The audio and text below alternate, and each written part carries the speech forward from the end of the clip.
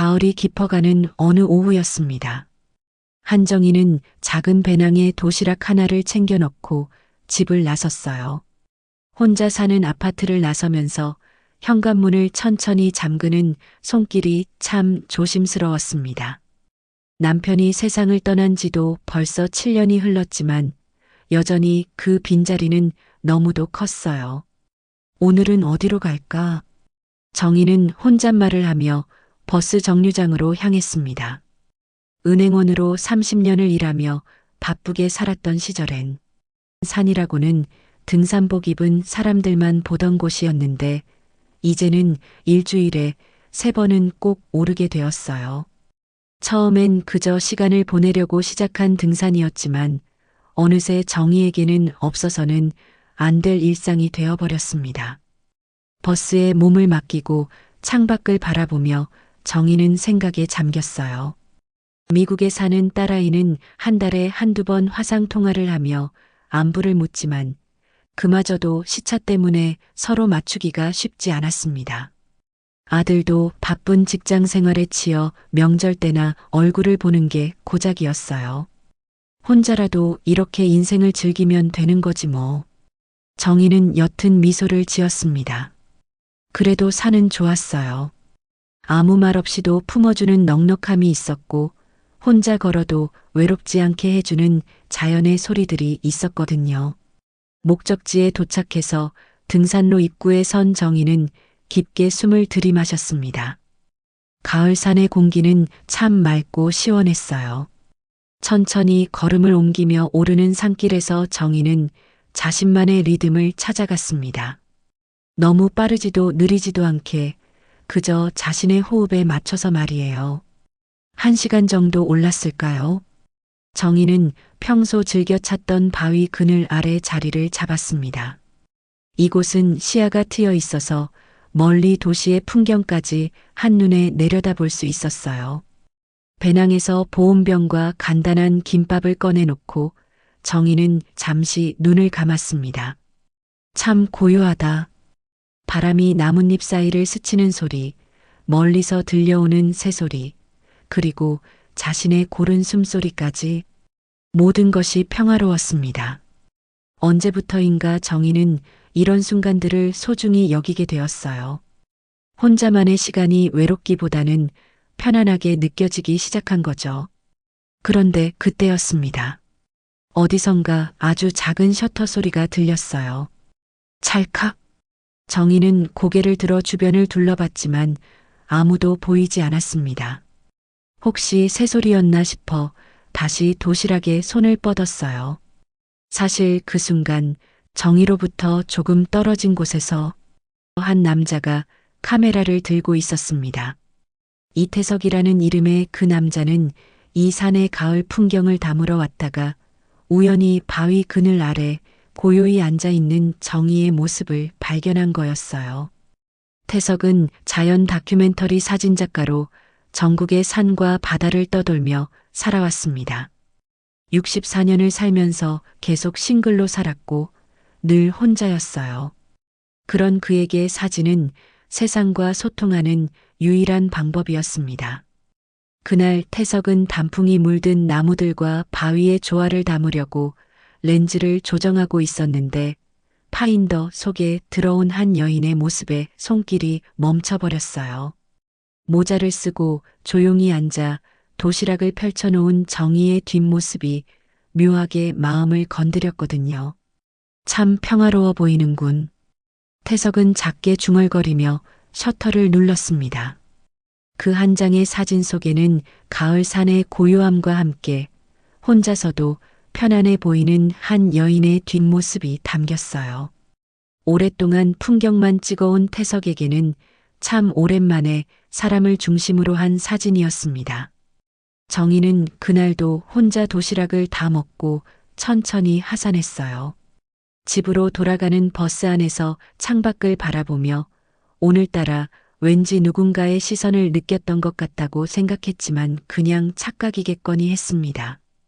태석도 집에 돌아와 그날 찍은 사진을 계속 들여다보며 그 여인이 누구인지 궁금해했어요. 어떤 사연을 가지고 혼자 산을 오르는 걸까? 왜 그렇게 평화로워 보일까? 그런 생각들이 머릿속을 떠나지 않았습니다. 그날 이후 석 달이 흘렀습니다. 정희는 여전히 일주일에 3번씩 산을 오르고 있었어요. 그런데 어느 날 오랜 친구인 미영이가 전화를 걸어왔습니다. 정희야, 이번 주말에 시간 있니? 서울에 작은 사진전이 하나 있는데 같이 가보지 않을래? 사진전? 나 그런 거 잘 모르는데. 자연 사진전이래.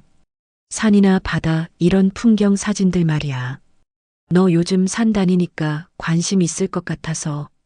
미영이는 정희와 고등학교 동창으로 늘 활동적이었어요. 퇴직 후에도 여기저기 문화행사를 찾아다니며 바쁘게 살고 있었습니다. 정희는 잠시 망설였지만 집에만 있는 것보다는 나을 것 같아서 함께 가기로 했어요. 토요일 오후 두 사람은 서울 한복판의 작은 갤러리를 찾았습니다. 자연과 함께하는 순간들 이라는 제목의 전시회였어요. 입구부터 크고 작은 자연 사진들이 벽면을 가득 채우고 있었습니다. 와, 정말 멋지다. 이런 곳들이 우리나라에 다 있는 거야? 미영이가 감탄하며 사진들을 하나씩 구경했어요. 정희도 따라서 천천히 걸으며 사진들을 감상했습니다. 산 정상에서 내려다본 일출, 바다 위로 떨어지는 석양, 안개에 쌓인 계곡의 모습들이 참 아름다웠어요. 이 사진작가는 정말 자연의 영혼을 담아내는구나. 정희는 작품 하나하나에 담긴 자연의 모습에 빠져들었습니다. 그런데 갤러리 안쪽으로 들어서면서 벽 한편에 걸린 작은 사진 하나가 정희의 발걸음을 멈춰 세웠어요. 이건 그 사진 속에는 바위 그늘 아래 앉아 있는 한 여인의 뒷모습이 담겨 있었습니다. 모자를 쓰고 도시락을 앞에 놓은 채 고요히 앉아 있는 모습. 정희는 자신의 눈을 믿을 수 없었어요. 미영아, 이 사진 좀 봐봐. 어머, 이 사진 참 좋다. 뭔가 평화롭고 외롭지 않은 혼자만의 시간 같아. 이런 감성 사진도 찍는구나. 하지만 정희는 사진을 뚫어지게 바라보고 있었습니다. 그 옷, 그 모자, 그 가방, 심지어 도시락통까지 모든 것이 자신의 것과 똑같았어요. 아니, 똑같은 게 아니라 바로 자신이었습니다. 혹시 이게 정말 나인가? 정희는 작은 목소리로 혼잣말을 했어요. 그런데 바로 그때 뒤에서 조용한 남자 목소리가 들려왔습니다. 네, 맞습니다. 정희는 깜짝 놀라 뒤를 돌아봤어요. 키가 크고 마른 체격에 갈색 머리를 깔끔하게 빗어넘긴 남자가 서 있었습니다. 손에는 여전히 카메라를 들고 있었고 얼굴에는 부드러운 미소를 띠고 있었어요. 제가 바로 이 사진을 찍은 작가입니다. 태석은 조심스럽게 말을 이어갔습니다. 그날 산에서 조용히 앉아 계시던 모습이 참 인상 깊었거든요. 허락도 받지 않고 촬영해서 죄송합니다. 정희는 한참 동안 말을 못했어요. 그날 느꼈던 시선이 착각이 아니었구나. 정말 누군가 자신을 지켜보고 있었고 심지어 사진까지 찍었다니. 저를 찍으셨다고요? 네. 하지만 나쁜 의도는 아니었습니다. 그저 그 순간이 너무 평화롭고 아름다워서요. 미영이는 상황을 파악하고 슬그머니 다른 사진들을 구경하러 자리를 비켜줬어요. 정희와 태석은 그 사진 앞에서 마주 서 있었습니다. 사실 그날 이후로 계속 생각이 났어요. 태석의 목소리에는 진솔함이 담겨 있었습니다. 오랫동안 자연만 찍어왔는데 그날 처음으로 사람에게 마음이 끌렸거든요. 뭔가 설명할 수 없는 감정이었어요. 정희도 고개를 끄덕였어요. 아, 그렇게 보셨군요. 저도 그 산에 있으면 왠지 마음이 평온해져요. 두 사람은 잠시 침묵했습니다. 갤러리 안의 다른 관람객들은 각자 사진들을 감상하고 있었고 조용한 클래식 음악이 은은하게 흘러나오고 있었어요. 이렇게 만날 줄 정말 꿈에도 몰랐는데 정말 신기하고 반가워요. 혹시 괜찮으시다면 차 한잔하면서 이야기를 더 나눠볼 수 있을까요? 태석이 조심스럽게 물었습니다. 이렇게 우연히 만난 것도 인연인 것 같아서요. 정희는 잠시 망설였어요. 모르는 남자와 차를 마신다는 게 조금 어색했거든요. 하지만 그 사진 속 자신의 모습을 보니 이 사람이 자신을 어떤 마음으로 바라봤는지 알 것 같았습니다.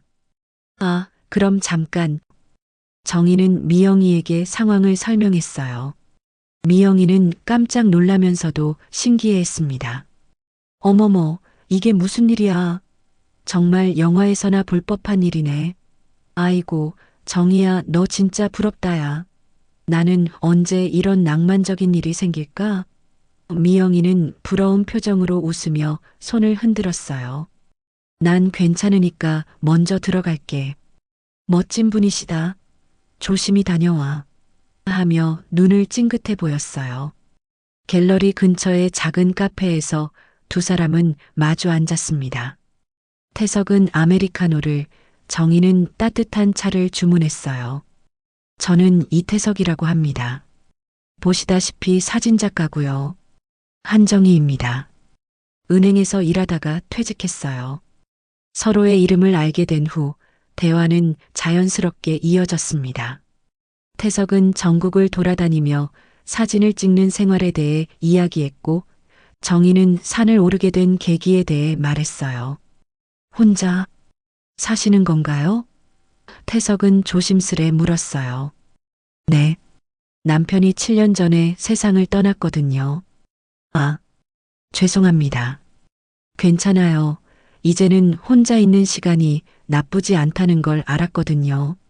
태석도 자신의 이야기를 했습니다.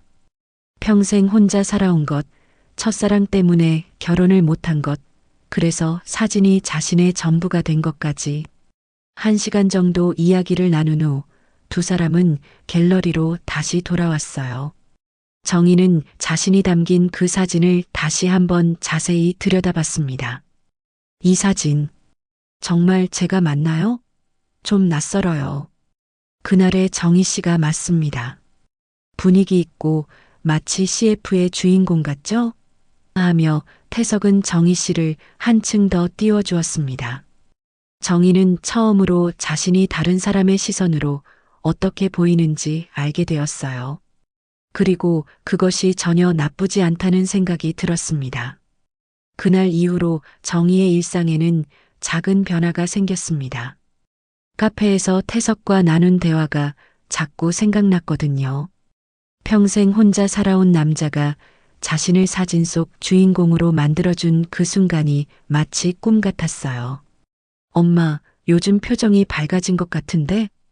일주일 후 수진이와의 화상 통화에서 딸이 먼저 알아챘습니다. 그래, 별일 없는데. 정희는 괜히 머리를 만지작거리며 대답했어요. 태석의 이야기를 딸에게 할까 말까 고민했지만 아직은 너무 이른 것 같았습니다. 엄마가 뭔가 달라 보여. 혹시 좋은 일이라도 있었어? 아니야, 그냥. 요즘 날씨가 좋아서 기분이 좋은가 봐. 수진이는 의심스러운 표정을 지었지만 더 이상 묻지 않았어요. 하지만 정희는 통화를 끝내고 나서 거울 앞에 서봤습니다. 정말 표정이 달라진 걸까? 그분이 다시 산에 올까? 정희는 며칠째 같은 생각을 하고 있었어요. 태석이 전국을 돌아다니며 사진을 찍는다고 했으니 언제 다시 그 산에 올지 알 수 없었거든요. 그래도 혹시나 하는 마음에 평소보다 더 신경 써서 옷을 고르게 되었습니다. 목요일 오후 정희는 다시 그 산을 찾았어요. 평소보다 조금 일찍 올라가서 바위 그늘 아래 자리에 앉았습니다. 도시락을 펼쳐놓고 차를 우리면서도 자꾸 주변을 둘러봤어요. 혹시 또 찍고 계실까? 예전 같으면 누군가 자신을 지켜본다는 생각에 불편했을 텐데 이제는 왠지 기대가 되었습니다. 그 사진 덕분에 멋진 사람을 만날 수 있었으니까요. 1시간쯤 지났을까 뒤쪽에서 발걸음 소리가 들려왔어요. 정희는 가슴이 두근거리며 뒤를 돌아봤습니다. 안녕하세요. 태석이 카메라를 목에 걸고 미소를 지으며 다가왔어요. 정희는 얼굴이 빨갛게 달아오르는 걸 느꼈습니다. 어머, 안녕하세요? 혹시 계실까 해서 올라왔는데 정말 계시네요. 태석의 목소리에는 기쁨이 담겨 있었어요. 사실 그도 며칠 동안 정희를 다시 만날 생각에 설레고 있었거든요. 아, 저도 오늘 왠지 발걸음이 저절로 이곳으로 향하더라고요. 정희는 살짝 웃으며 솔직하게 대답했습니다. 두 사람은 서로를 바라보며 빙긋 웃었어요. 함께 앉아도 될까요? 네, 물론이죠. 태석이 정희 옆에 앉자 갑자기 바위 위가 좁게 느껴졌어요. 하지만 불편하지는 않았습니다. 오히려 마음이 따뜻해졌어요. 요즘 어떻게 지내셨어요? 그냥 이렇게 산에 다니며 똑같이 지내고 있었죠. 태석 씨는 또 어디 다녀오셨나요? 지난주에 강원도 쪽으로 촬영을 다녀왔어요. 하지만 자꾸 이 산이 그리워지더라고요. 정희는 부끄러우면서도 기분이 좋았어요. 이 산이 그리웠다는 말에 마음이 따뜻해졌거든요. 저도 요즘 이 산에 더 자주 오게 돼요. 뭔가 마음이 편안해져서요. 정말 신기해요. 저도 똑같은 기분이거든요. 이게 운명인가 봐요. 태석의 말에 정희는 가슴이 또다시 두근거렸어요. 운명이라는 말이 이렇게 설레는 줄 몰랐거든요. 사진을 더 찍으실 건가요? 오늘은 촬영보다는 이렇게 이야기하고 싶네요. 태석이 카메라를 내려놓으며 말했습니다. 정희는 그 모습이 참 자연스럽고 편안해 보였어요. 저도 요즘 산에 오면 사진 생각이 나요. 그때 어떤 기분으로 찍으셨을까 하면서 그날 정희 씨를 처음 봤을 때 마치 그림 속 인물을 보는 것 같았어요. 너무 평화로우시더라고요. 저는 그냥 혼자 밥 먹고 있었을 뿐인데 혼자만의 시간을 그렇게 여유롭게 즐기는 모습이 유난히 멋있어 보이더라고요.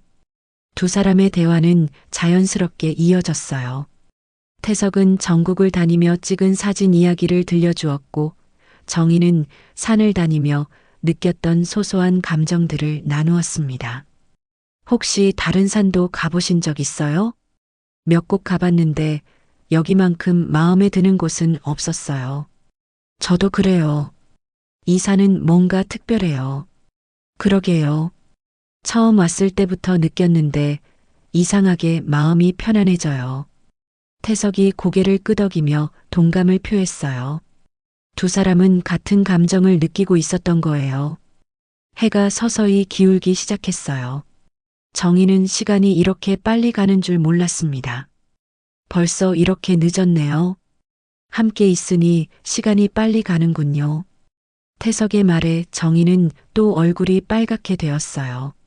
남편이 세상을 떠난 후 이런 설렘을 느껴본 적이 없었거든요. 요즘 이 산이 더 좋아졌어요. 정희가 조심스럽게 말을 꺼냈어요. 저도 이 산이 좋아지는 것 같아요. 이 산 사진을 더 찍고 싶어요. 태석이 미소를 지으며 대답했습니다. 사실 사진은 핑계였고 정희를 다시 만나고 싶었던 거예요. 그럼 다음 주에 또 뵐 수 있겠네요. 네, 기대하고 있을게요. 두 사람은 함께 산을 내려왔어요. 입구에서 헤어지면서 태석이 말했습니다. 오늘 정말 즐거웠어요. 감사합니다. 저도요. 다음 주에 또 뵐게요. 정희는 집으로 돌아가는 길 내내 미소가 사라지지 않았어요. 마음 한편에서는 이런 감정을 느끼는 자신이 신기하기도 했습니다. 이게 정말 괜찮은 걸까? 하지만 이내 그런 생각을 지워버렸어요. 누구에게도 피해주는 일이 아니고 오히려 자신의 마음이 따뜻해지는 것 같았거든요. 그날 밤 정희는 오랜만에 설레는 마음으로 잠자리에 들었어요. 내일이 그리고 다음 주가 기다려졌습니다. 태석도 마찬가지였어요. 조용한 주택가의 작업실에서 오늘 찍은 몇 장의 사진을 확인하면서 정희와 함께 보낸 시간을 되새기고 있었습니다. 내 나이 60대에 이런 감정을 갖게 될 줄이야. 태석은 오랫동안 잊고 있던 감정이 되살아나는 걸 느꼈어요. 이제 그 산은 단순히 사진을 찍는 장소가 아니라 특별한 사람과의 추억이 담긴 소중한 공간이 되었습니다. 일주일이 지나고 정희는 약속했던 목요일보다 하루 일찍 그 산을 찾았습니다. 수요일 오후였어요. 왠지 모르게 마음이 들떠서 집에 가만히 앉아 있을 수가 없었거든요. 하루 일찍 와버렸네. 정희는 평소 자리에 앉아 도시락을 펼치며 스스로를 보며 웃었어요. 이런 설레는 마음이 이상하면서도 즐거웠습니다. 마치 20살 처녀가 된 것 같았거든요. 그런데 놀랍게도 1시간쯤 후에 익숙한 발걸음 소리가 들려왔어요. 정희 씨? 태석이 놀란 표정으로 다가왔습니다. 그도 하루 일찍 온 거였어요. 태석 씨도 하루 일찍 오셨네요. 정희는 얼굴이 빨갛게 달아오르는 걸 느꼈어요. 서로 하루씩 일찍 온 상황이 너무 민망했거든요. 사실 어제부터 자꾸 이 산이 생각나서요. 태석이 솔직하게 털어놓았습니다. 정희는 그 말에 마음이 두근거렸어요. 자신만 그런 게 아니었구나. 저도 마찬가지예요. 두 사람은 서로를 바라보며 조용히 웃었어요. 말하지 않아도 같은 마음이라는 걸 알 수 있었습니다. 오늘은 뭔가 분위기가 다르네요. 태석이 주변을 둘러보며 말했어요. 가을이 깊어져서 단풍이 더욱 곱게 물들어 있었습니다. 정말 그래요. 더 아름다워진 것 같아요. 정희도 고개를 끄덕였어요. 하지만 사실은 태석과 함께 있어서 모든 게 더 아름답게 보이는 거였습니다. 혹시 시간이 되시면 이 산 말고 다른 곳도 구경해 볼까요? 태석이 조심스럽게 제안했어요. 여기서 차로 30분 정도 가면 정말 예쁜 호수가 있거든요. 정희는 잠시 망설였어요. 낯선 남자와 함께 다른 곳에 간다는 게 조금 부담스러웠거든요. 하지만 태석의 진실한 눈빛을 보니 믿을 만해 보였습니다. 그럼 잠시 가볼까요? 정말요? 감사합니다. 제 차가 입구에 있어요. 두 사람은 함께 산을 내려왔어요. 태석의 차는 깔끔한 흰색 승용차였습니다. 정희는 조금 긴장하며 조수석에 앉았어요. 혹시 불편하시면 언제든 말씀하세요. 태석이 배려심 깊게 말했습니다. 정희는 그런 그가 참 고마웠어요. 차로 30분 정도 달려서 도착한 곳은 정말 아름다운 호수였습니다. 주변에 억새가 바람에 흔들리고 있었고 호수 위로는 갈매기들이 날아다니고 있었어요. 와, 정말 멋져요. 정희는 탄성을 질렀습니다. 이런 곳이 있는 줄 몰랐거든요. 이곳은 제가 가끔 올 때마다 마음이 편안해지는 곳이에요. 태석이 카메라를 꺼내며 말했습니다. 혹시 괜찮으시면 여기서도 사진 한 장 찍어도 될까요? 네, 좋아요. 이번에는 정희도 자연스럽게 대답했어요. 저번보다 훨씬 편안해진 것이었어요. 태석은 호수를 배경으로 정희의 모습을 담았습니다. 바람에 살짝 흔들리는 머리카락과 부드러운 미소가 정말 아름다웠어요. 정희 씨는 참 사진이 잘 나와요. 그런가요? 저는 사진 찍는 게 좀 어색한데. 전혀요. 자연스러우셔서 오히려 더 멋있어요. 태석의 칭찬에 정희는 기분이 좋아졌어요. 오랫동안 누군가에게 이런 칭찬을 들어본 적이 없었거든요. 두 사람은 호수 주변을 천천히 걸었어요. 가을바람이 시원하게 불어와서 기분이 상쾌했습니다. 태석 씨는 언제부터 사진을 시작하셨어요? 젊었을 때부터요. 처음에는 취미였는데 어느새 이게 제 전부가 되어버렸네요. 외롭지 않으세요? 혼자 다니시는 게? 정희의 질문에 태석은 잠시 생각에 잠겼어요. 예전에는 외롭다고 생각한 적이 없었는데 요즘에는 가끔 그런 생각이 들어요. 저도 그래요. 혼자 있는 게 편하다고 생각했는데 요즘엔 누군가와 함께 하고 싶을 때가 있어요. 두 사람의 대화는 점점 깊어졌어요. 서로의 마음을 조금씩 열어가고 있었습니다. 정희 씨, 혹시 부담스럽지 않으시다면 가끔 이렇게 만나도 될까요? 태석이 조심스럽게 물었어요. 정희는 가슴이 두근거렸습니다. 네, 나쁘지 않을 것 같아요. 정희는 쑥스러운 듯 미소로 대답했어요. 정말요? 감사합니다. 태석의 얼굴에 환한 미소가 피어났어요. 정희도 덩달아 웃음이 났습니다. 해가 서서히 기울기 시작했어요. 두 사람은 아쉬워하며 차에 올랐습니다. 오늘 정말 즐거웠어요. 정희가 진심으로 말했어요. 저도요. 이런 하루를 보낼 수 있어서 정말 기뻤습니다. 집으로 돌아가는 길에 태석이 조심스럽게 말했어요. 혹시 다음에는 제가 점심을 대접해도 될까요? 맛있는 식당을 하나 알고 있거든요. 정희는 잠시 망설였어요. 식사를 함께 한다는 건 좀 더 가까워진다는 뜻이었거든요. 네, 좋아요. 정말요? 그럼 다음 주 같은 시간에 만날까요? 네, 그렇게 해요. 정희의 집 앞에서 내리며 태석이 말했습니다. 오늘 정말 감사했어요. 조심히 들어가세요. 네, 태석 씨도 조심히 가세요. 정희는 집으로 들어가면서도 계속 뒤를 돌아봤어요. 태석의 차가 사라질 때까지 말이에요. 그날 밤 정희는 하루 종일의 일들을 되새기며 잠자리에 들었어요. 태석과 함께 본 호수, 함께 걸었던 길, 그리고 다음 주의 약속까지. 이게 정말 괜찮은 걸까? 하지만 이번에는 그런 걱정보다 기대가 더 컸어요. 오랫동안 잊고 있던 설렘을 다시 느끼게 해준 태석이 고마웠습니다. 태석도 마찬가지였어요. 작업실에서 오늘 찍은 정희의 사진들을 보며 미소를 지었습니다. 호수를 배경으로 한 그녀의 모습은 정말 아름다웠어요. 정말 특별한 사람이야. 태석은 내일부터 다음 주가 기다려질 것 같다고 생각했어요. 이런 마음이 드는 게 정말 오랜만이었거든요. 두 사람의 마음은 조금씩 하지만 확실하게 가까워지고 있었습니다. 약속했던 목요일 오후 정희는 평소보다 더 신경 써서 옷을 골랐습니다. 태석과 함께 식사를 한다는 생각에 며칠 전부터 설레고 있었거든요. 연한 베이지색 블라우스에 검은색 카디건을 걸치고 작은 핸드백까지 챙겼어요. 오늘은 좀 일찍 가볼까?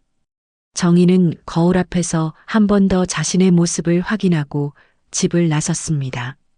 마음이 들떠서 약속 시간보다 30분이나 일찍 산 입구에 도착했어요.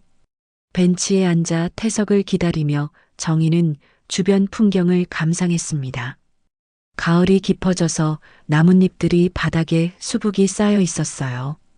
시간이 지나면서 산을 오르내리는 사람들이 눈에 들어왔는데 그 중에 태석의 모습은 보이지 않았습니다. 약속 시간인 오후 2시가 되었어요. 정희는 시계를 확인하며 기다렸습니다.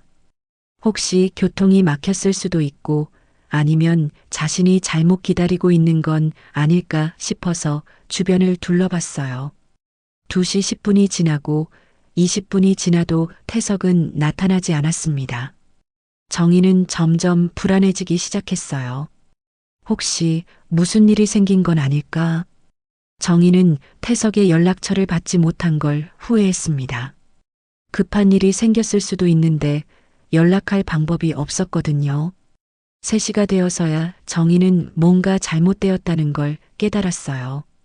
태석은 약속을 지키는 사람 같았는데 이렇게 연락도 없이 늦을 리가 없었거든요.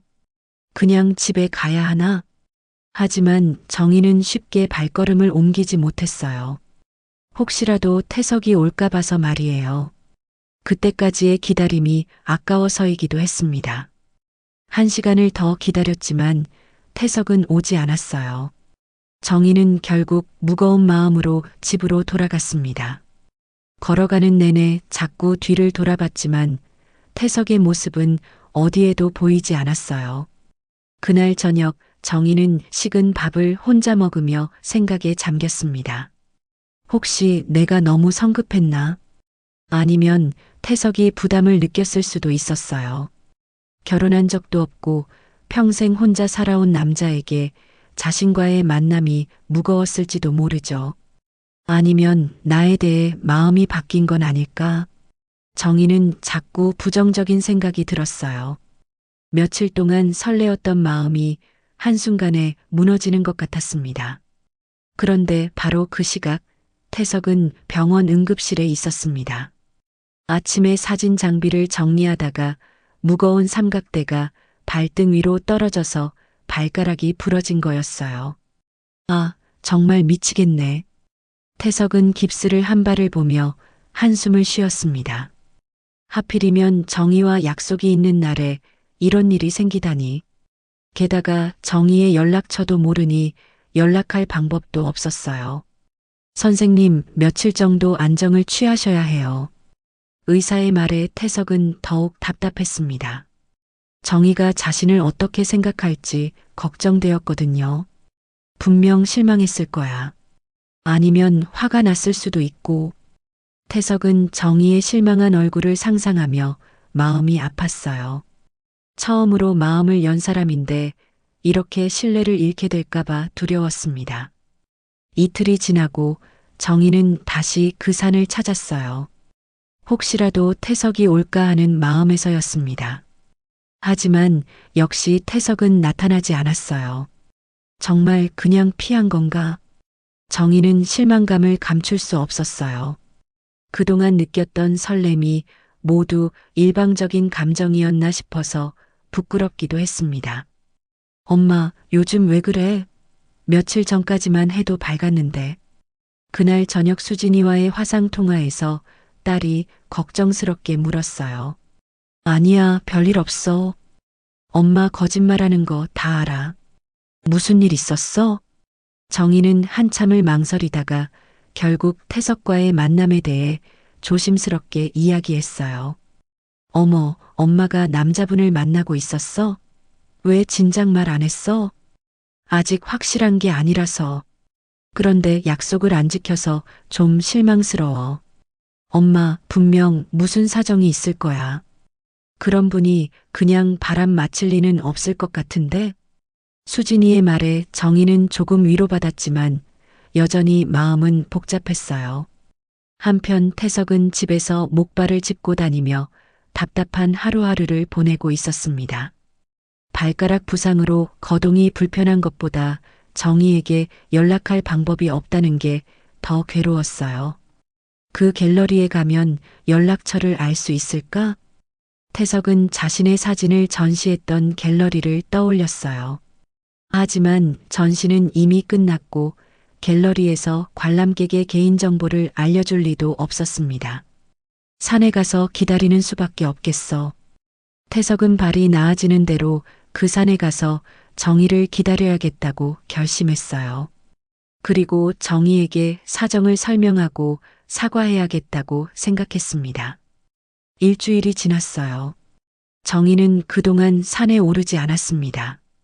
태석을 만날까봐 두렵기도 했고 혼자 있는 시간이 편하다고 다시 생각하려고 했거든요.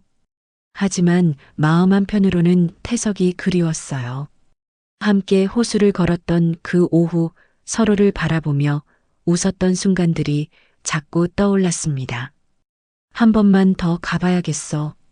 정희는 결국 마음을 정하고 다시 그 산을 찾기로 했어요.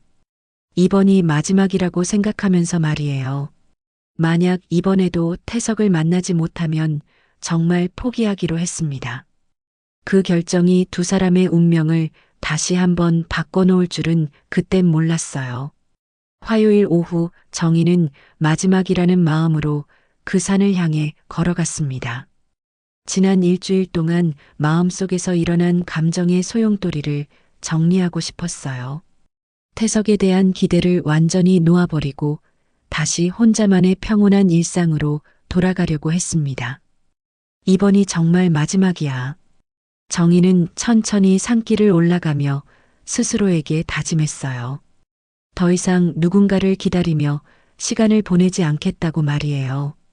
평소 자리인 바위 그늘에 도착해서 도시락을 펼쳤습니다. 예전처럼 혼자 조용히 식사를 하려고 했는데 자꾸 태석과 함께했던 시간들이 떠올랐어요. 첫 만남, 호수에서의 산책, 그리고 약속했던 식사까지. 왜 이렇게 아쉽지? 정희는 자신도 모르게 한숨을 쉬었어요. 분명 혼자 있는 게 편하다고 생각했는데 언제부터인가 누군가와 함께하는 시간이 그리워진 거예요. 그때 뒤쪽에서 목발 짚는 소리가 들려왔습니다. 정희는 고개를 돌렸다가 깜짝 놀랐어요. 어머, 태석 씨? 태석이 목발을 짚고 힘겹게 산길을 올라오고 있었습니다. 얼굴에는 땀이 맺혀 있었고 한쪽 발에는 깁스가 되어 있었어요. 정희 씨, 정말 미안해요. 태석은 가까스로 정희 앞에 도착해서 거친 숨을 몰아쉬었습니다. 목발로 이 산을 올라오는 게 얼마나 힘들었을지 상상할 수 있었어요. 어머, 다치셨어요? 괜찮으세요? 정희는 태석의 깁스한 발을 보며 놀랐어요. 그제야 왜 약속에 나타나지 않았는지 이해가 되었습니다. 지난주 목요일 아침에 사고가 났어요. 사진 장비를 정리하다가 삼각대가 발등에 떨어져서. 태석은 숨을 고르며 설명했어요. 연락처도 모르고 연락할 방법이 없어서 정말 죄송했어요. 정희는 지난 일주일 동안 자신이 얼마나 오해하고 있었는지 깨달았어요. 태석을 원망했던 자신이 부끄러웠습니다. 아니에요. 제가 오해했어요. 그런데 다친 다리로 이렇게 산을 오르시면 어떡해요? 아, 지금은 괜찮아요. 발이 나아지자마자 바로 왔어요. 정희 씨가 오해하고 계실까봐 견딜 수가 없었거든요. 태석의 진심이 담긴 목소리에 정희는 마음이 뭉클해졌어요.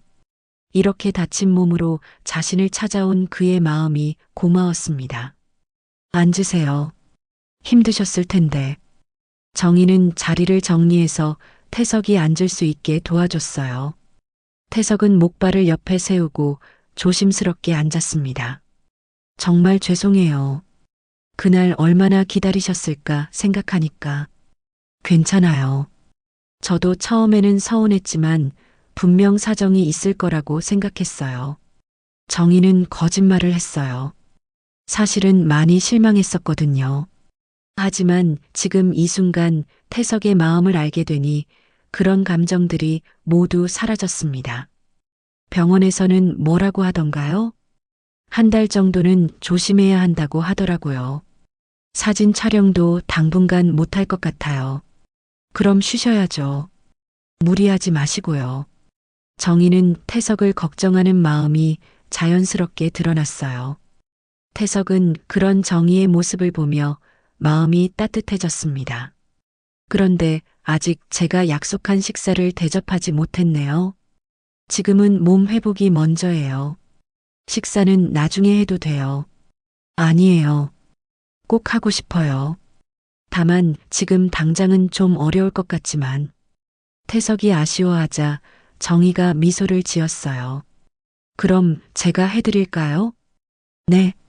태석 씨가 집으로 초대해 주시면 제가 직접 요리를 해드리는 거예요.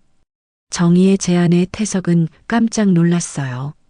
정희가 먼저 이런 제안을 할 줄은 몰랐거든요. 정말 괜찮으세요? 너무 번거로우실 텐데. 전혀요.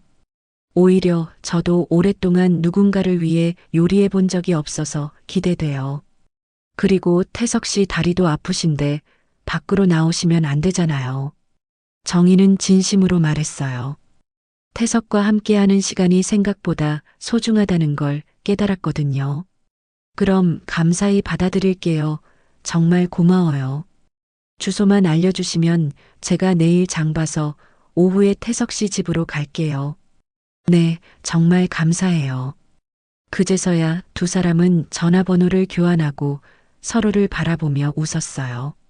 오해로 생긴 거리가 오히려 서로의 마음을 더 확실하게 만들어준 것 같았습니다. 그런데 정말 조심히 내려가세요. 목발로 내려가는 게 더 위험할 텐데.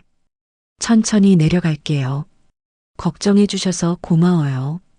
정희는 태석이 안전하게 내려갈 때까지 지켜봤어요.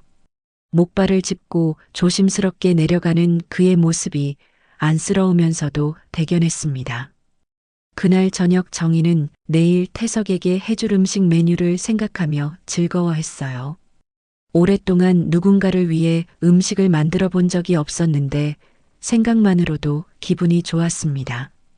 게다가 그의 집에 초대받는다는 것도 설레었어요. 뭘 좋아하실까? 너무 복잡한 건 어려울 테고. 정희는 태석의 취향을 생각하며 재료를 준비했어요. 간단하면서도 정성이 느껴지는 음식을 만들고 싶었습니다. 태석도 집에서 오늘의 만남을 되새기고 있었어요. 정희가 자신을 걱정해주는 모습, 그리고 직접 자신의 집에 와서 요리를 해주겠다고 한 말까지. 집 정리를 좀 해야겠어. 태석은 정희를 맞을 준비를 생각하며 작업실을 둘러봤어요. 사진 장비들과 작품들로 어수선한 공간이었지만 정희가 편안해할 수 있도록 최대한 정리해야겠다고 생각했습니다. 이 나이에 인연을 만난 건가? 하나님 감사합니다. 태석은 지금껏 착하게 살아온 보람이 있다며 작은 미소로 혼자 중얼거렸어요. 태석은 정희와 만나면서 자신의 삶이 얼마나 변했는지 깨달았어요. 예전에는 혼자 있는 게 당연했는데 이제는 누군가와 함께하는 시간이 더 소중하게 느껴졌습니다. 다음 날이 기다려졌어요. 비록 다친 몸이지만 정희가 정성스럽게 만들어줄 음식을 자신의 집에서 함께 먹는다는 생각만으로도 행복했습니다. 정희도 마찬가지였어요. 내일 태석의 집에서 함께할 시간을 상상하며 오랜만에 설레는 마음으로 잠자리에 들었습니다. 그의 집은 어떤 모습일까? 어떤 공간에서 그가 살아왔을까 궁금했어요. 두 사람의 마음은 이제 확실해졌어요. 이 작은 오해와 만남이 오히려 서로에 대한 감정을 더욱 분명하게 만들어준 거였습니다. 다음 날 아침 정희는 평소보다 일찍 일어났습니다. 태석의 집에 가서 요리를 해줄 생각에 마음이 설레었거든요. 어떤 음식을 만들어줄지 고민하면서 시장에 나갔어요. 오늘 무슨 음식을 해드릴까? 정희는 신선한 재료들을 고르며 즐거워했습니다. 김치찌개와 불고기, 계란말이, 그리고 간단한 나물 몇 가지면 될 것 같았어요. 너무 화려하지 않으면서도 정성이 느껴지는 음식으로 말이에요.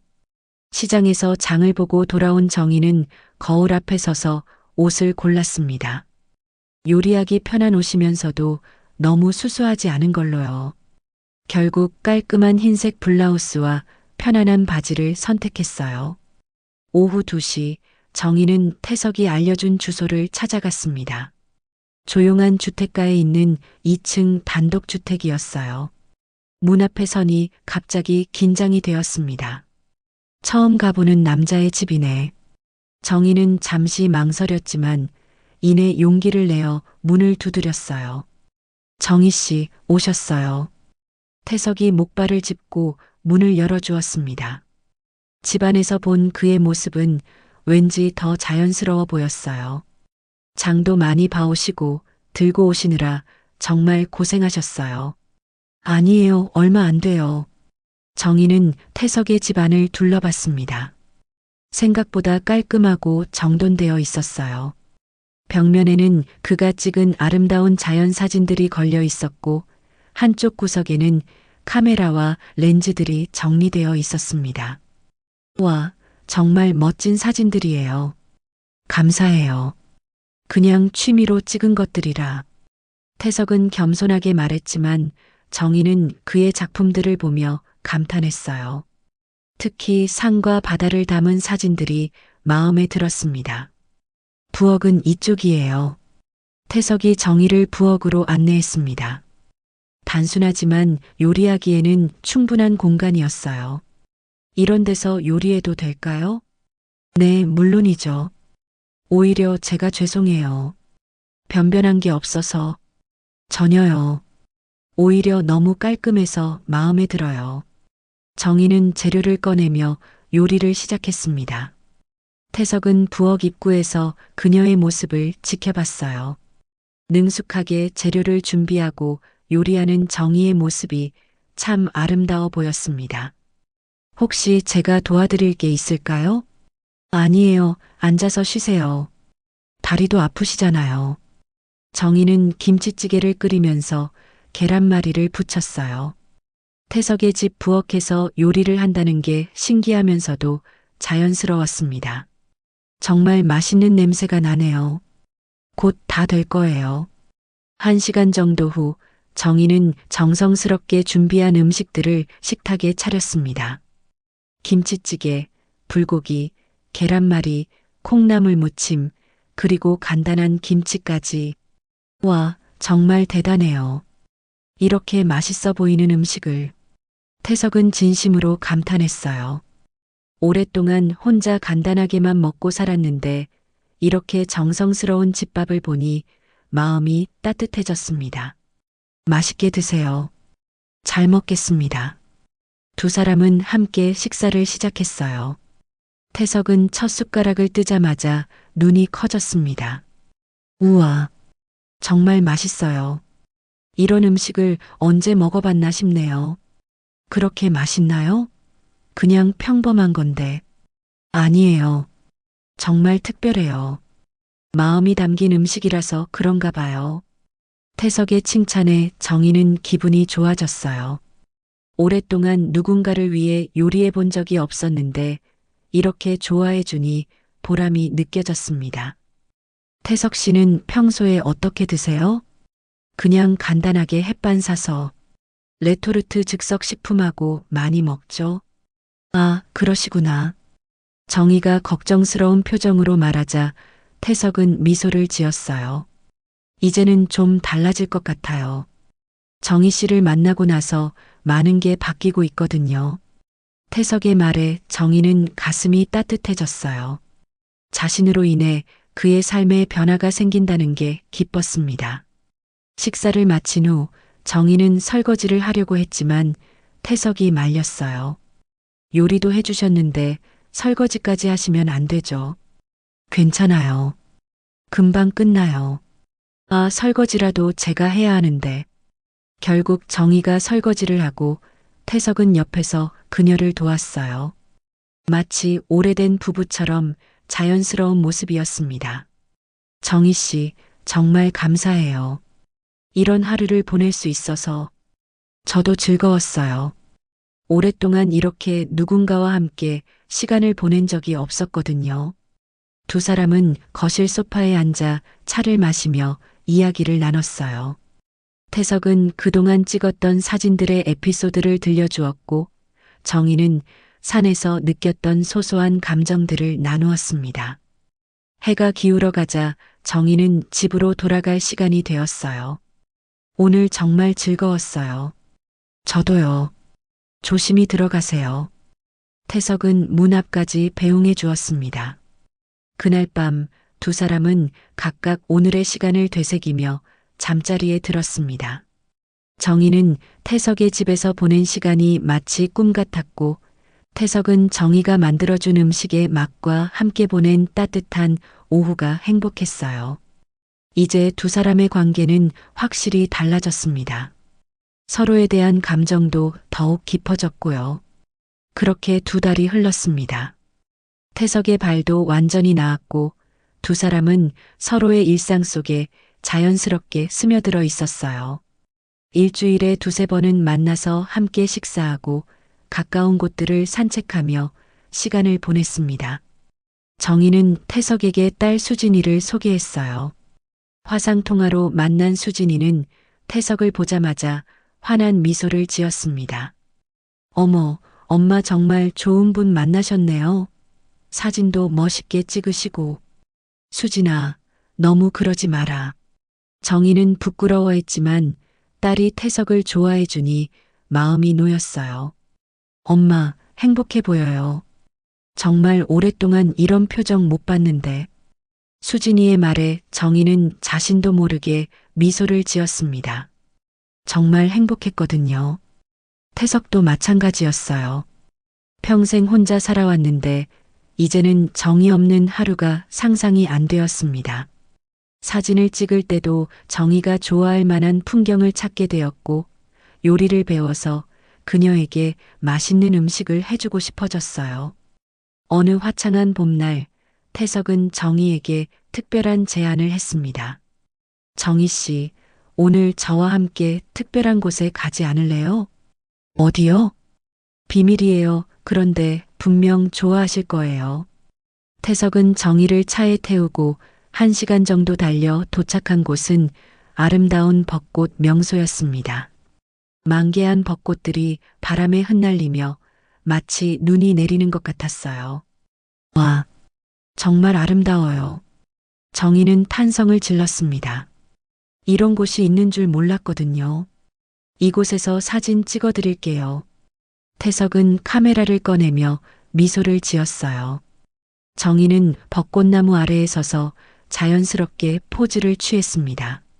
처음 사진을 찍을 때와는 달리 이제는 편안하고 자연스러웠어요. 정말 아름다워요. 태석이 카메라에서 눈을 떼며 말했어요. 사진 속의 정희가 아니라 지금 눈앞에 있는 정희를 보면서 말이에요. 두 사람은 벚꽃길을 천천히 걸었습니다. 분홍빛 꽃잎들이 바람에 흩날리며 두 사람 주위로 떨어졌어요. 태석 씨, 정말 좋은 곳 알려주셔서 고마워요. 저도 정희 씨와 함께라서 더 아름다워 보여요. 태석의 말에 정희는 가슴이 따뜻해졌어요. 이런 감정을 느낄 수 있어서 감사했습니다. 벚꽃나무 그늘 아래 벤치에 앉아 둘러보니 주변에는 다른 커플들도 있었어요. 젊은 연인들도 있었지만 자신들처럼 중년의 커플들도 눈에 띄었습니다. 저기 보세요. 우리 같은 나이대 분들도 많네요. 정희가 주변을 둘러보며 말했어요. 사랑에는 나이가 없나 봐요. 태석이 정희의 손을 살짝 잡으며 말했습니다. 정희는 깜짝 놀랐지만 손을 빼지 않았어요. 정희 씨. 태석이 진지한 표정으로 정희를 바라봤습니다. 네, 저 평생 혼자 살아왔어요. 결혼도 안 하고 가족도 없이 말이에요. 태석의 목소리에는 진실함이 담겨 있었어요. 하지만 정희 씨를 만나고 나서 모든 게 달라졌어요. 이제는 혼자 있는 시간이 외롭게 느껴져요. 정희는 태석의 말을 조용히 들었습니다. 저도 비슷해요. 남편이 세상을 떠난 후에 혼자 사는 게 당연하다고 생각했거든요. 하지만 이제는 누군가와 함께하는 시간이 이렇게 소중한지를 알게 되었어요. 태석은 정희의 손을 더 꽉 잡았어요. 정희 씨, 제가 감히 제안해도 될까요? 뭐요? 우리 남은 인생을 함께 살면 어떨까요? 태석의 고백에 정희는 가슴이 두근거렸어요. 이런 순간이 올 줄은 정말 몰랐거든요. 정식으로 결혼하지 않아도 괜찮아요. 그냥 서로의 인생의 동반자가 되는 거예요. 태석 씨, 혼자 늙어가는 게 아니라 함께 늙어가는 거죠. 서로를 돌봐주면서 말이에요. 정희는 한참을 생각했어요. 이미 마음은 정해져 있었지만 중요한 순간이라 신중하고 싶었거든요. 저도 그러고 싶어요. 정희의 대답에 태석의 얼굴에 환한 미소가 피어났어요. 정말요? 네. 저도 남은 인생을 태석 씨와 함께 보내고 싶어요. 두 사람은 서로를 바라보며 웃었어요. 벚꽃잎들이 바람에 날려와 두 사람 위로 떨어졌습니다. 마치 축복해주는 것 같았어요. 그럼 이제 우리는 진짜 가족인 거예요? 네, 우리는 이제 진짜 가족이에요. 정희가 수줍은 듯 미소를 지으며 말했어요. 정희 씨 손 좀 보여주세요. 태석이 작은 상자를 꺼냈어요. 안에는 소박하지만 아름다운 반지가 들어 있었습니다. 이걸 언제? 몇 주 전부터 준비했어요. 오늘이 그날이 될 것 같아서요. 태석이 정희의 손가락에 반지를 끼워 주었어요. 완벽하게 맞았습니다. 정말 아름답네요. 정희 씨가 끼니까 더 아름다워 보이네요. 그날 저녁 두 사람은 수진이에게 소식을 전했어요. 수진이는 깜짝 놀라면서도 정말 기뻐했습니다. 엄마, 정말 축하해요. 태석 아버님도 축하드려요. 고마워, 수진아. 이제 정말 가족이 되는 거네요. 언제 한국에 와서 볼 수 있을까요? 몇 달 후 두 사람은 조용한 결혼식을 올렸습니다. 수진이도 한국에 와서 자리를 함께 했어요. 화려하지 않았지만 진심이 담긴 결혼식이었습니다.